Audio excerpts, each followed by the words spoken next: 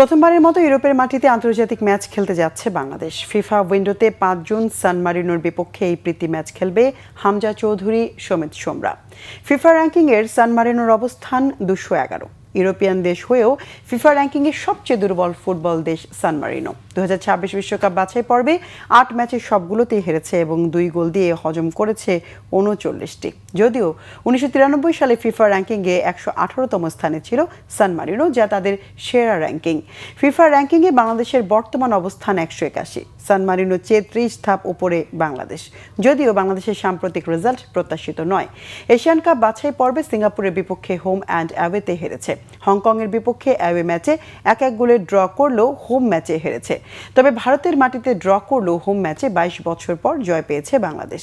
এছাড়া গত ৬ মাসে নেপালের বিপক্ষে ড্র করেছে এবং ভিয়েতনামে ৩-০ গোলে হেরেছে। ইংলিশ প্রিমিয়ার লিগের ফুটবলার হামজা চৌধুরী, কানাডা লিগের তারকা সমিত সোম সহ বেশ কয়েকজন প্রবাসী ফুটবলার নিয়েও প্রত্যাশিত রেজাল্ট পাচ্ছে না বাংলাদেশ।